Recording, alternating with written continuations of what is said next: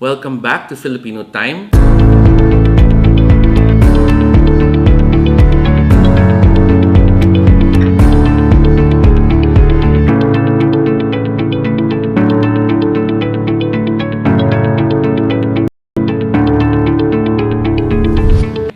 And as promised, here's episode number 2 with Gian.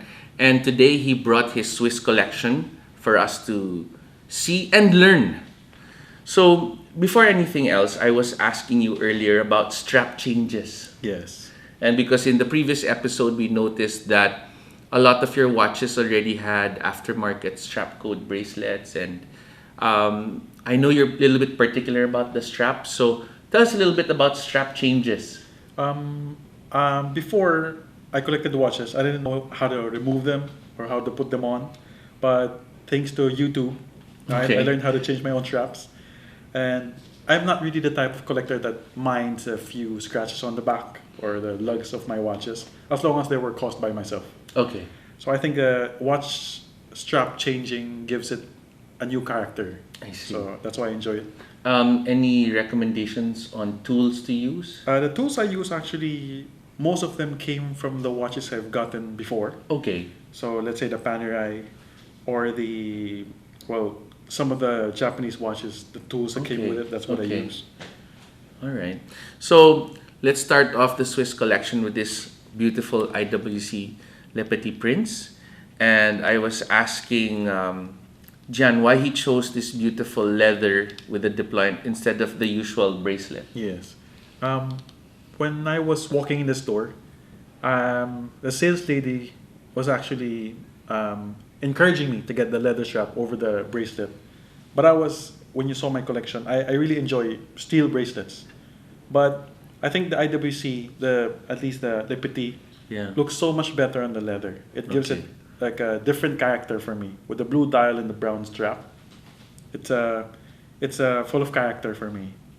So now that they've come out with the remake of Top Gun, is there going to be another Top Gun IWC in your collection? I've been looking at that. But I would prefer a non-chronograph. Okay. So if ever I get the chance to get a bronze non-chronograph, I'll probably eye that one next. PM is the key. All right. So, of course, what is a watch collection or a Swiss watch collection without having a sub? And tell us about the no date why you choose it over something with a date. The Submariner, I did enjoy the no date. Actually, it was a long deciding stage for me. Is this your first Submariner? Yes, it is my first Submariner, and I didn't want a Submariner before that because I thought that everyone had one. But if I did have one, I really wanted to decide with myself what I really wanted. Right. So I decided on getting a no date. Okay. Mainly because of the symmetry, the way it looks. It's so plain, yes, but very symmetrical. Okay. And very pleasing to the eye. All right. So, you've never gone diving with this one then? Never, but a lot of times at the beach. Oh, okay. On the sand, on the rocks. Okay. All right.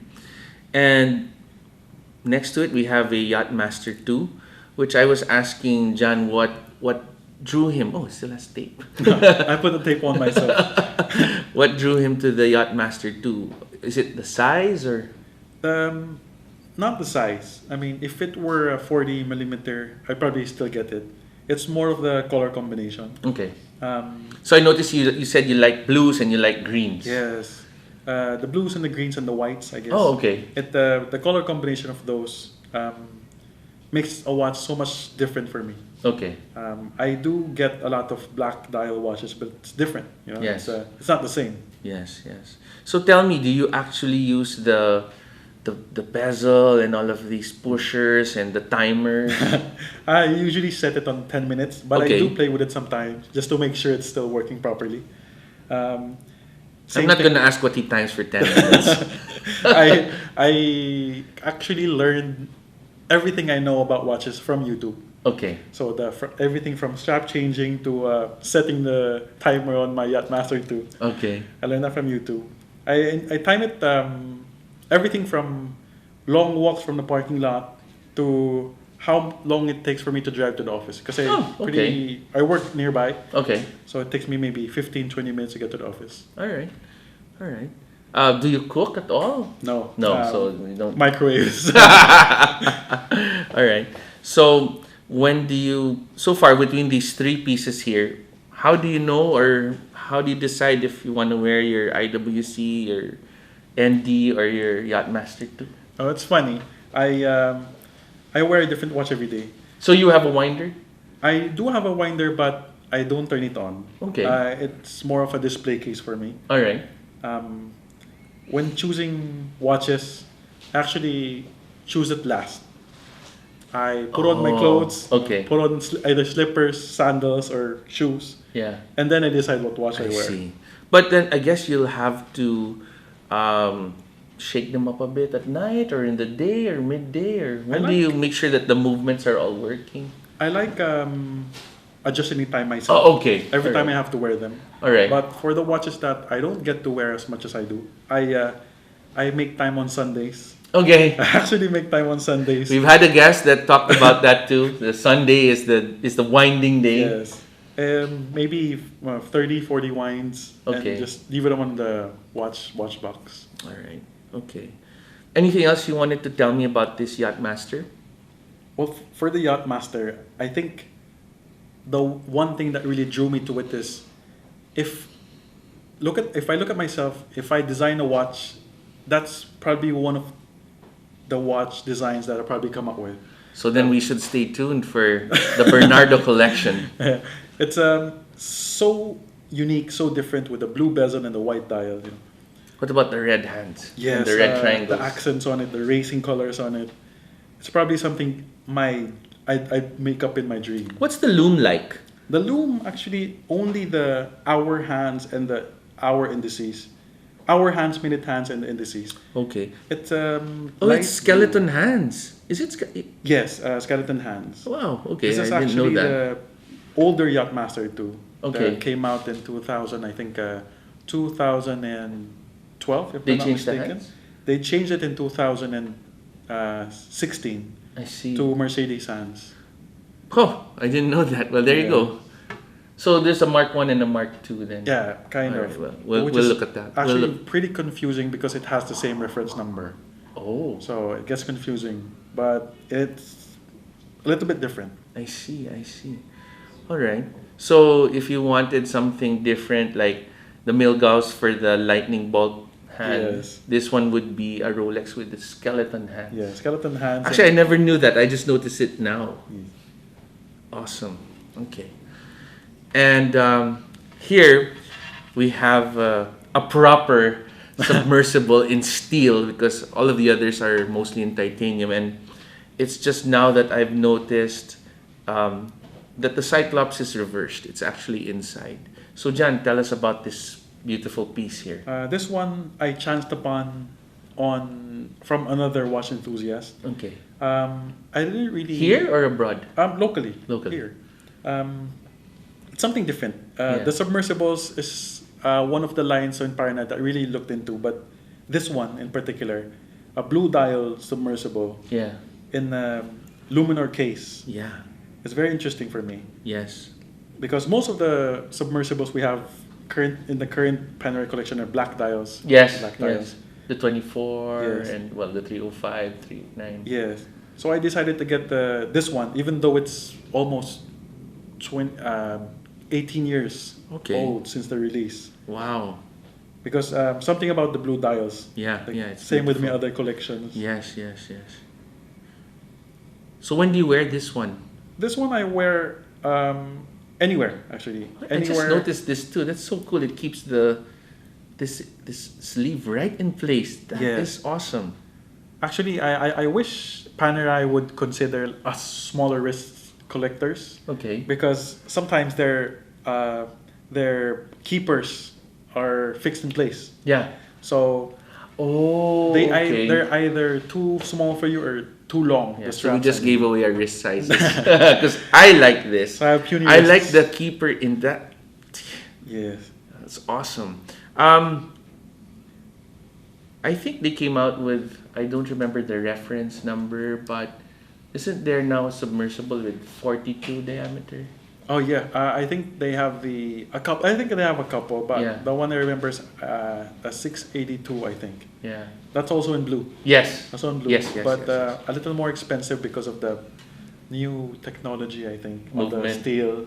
Oh, the seal. Okay. Yes, like a BMG metal. I think they call it. But I've always thought that Panerais with the 44 and the 47 millimeter sizes will first give you more of that Panerai feel. It does. They do. They do. And I think for those that care, it holds more value. Does it? Well, for me, it maybe depends on the trend. Okay. Because back in early 2000s, 44 is a thing. Yes. 45 is a thing. Yes. Now they're probably. They're going back smaller. I think they are Yeah. because of the Panerai Due and the 42s. I mean, Yeah. they haven't had 42s for the longest time. Yes, yes. So they're probably that trend is smaller watches lately. Okay. All right. So, anything else you wanted to tell us about this special piece? This is probably the only Luminor case I would keep in my collection because I do enjoy the 1950s cases. Yes. They all look the same, yes, but the 1950 case really does it for me. I only made an exception because I wanted the submersible. Right, right. Okay. And next, of course, we have a 47 millimeter 442? 422. 422. 422. And look at the back. Look at that. Look at that. Tell us. Despite my, I guess, the tiny wrists, I do enjoy big watches. And this is the biggest watch in my collection right now. So rose gold hands, no date, but with the seconds display. And is this the serial number? Or that's the model? I think that's the production number. Production number. Yes. Yeah, and of course the model. Yeah, all right. And I remember you were telling me that this is the second strap you've owned because Mr. Bernardo likes to take his Panerai when he goes fishing. So I did wear my leather strap on the boat one time with my brother-in-law. Unfortunately, I didn't realize that salt water would make it deteriorate faster than it should. Okay. So I had to replace it with another strap. Okay. And when do you wear this big watch? I actually wear that watch almost anywhere. I even tried wearing it under a dress cuff one time. Oh, did it make it? It fit. It fit, Okay. yes. But I had to adjust my cuffs. Okay. It did fit. It's a beautiful watch. It Maybe. is. Is it? Do you wind this or is it an automatic? It's a manual wind. Manual wind. What I like about this as compared to the 372, it has the power reserve on the back. Yeah. That's what I was looking at. That's why I asked. That's beautiful. So Rose gold as well, I suppose. yes. So I guess it's kind of a protection for you to not overwind the watch. Yes. As compared to the 372 where you just have to feel the crown if it's wound up enough. Okay. The other thing was I also noticed that it had apart from the rose gold hands, it had the Fotina. Yes. But I know the loom is still tremendous, right? The On loom this is one. beautiful on the Sandwich Fotina. dial. It is. It actually comparable to Seiko loom for me. Okay. So it's Note that, guys. Okay, Seiko is the bar. Seiko is the bar for me when it comes to loom. Okay, It okay. really is. Okay. I mean, out of all the watches I've had, Seiko and then Panerai. Okay. So despite the Fotina. The Italians are shaking their heads. All right. So what's next after the 47? Do I smell a bronzo? Yes, we were talking about earlier. From the Panerais I have on the table now, it's probably the Bronzo next for me. The next you were grade. telling me about the green dial and the blue dial. Yes, the green dial, the older versions back in early 2000s, I believe those are the Bronzos to own. Okay.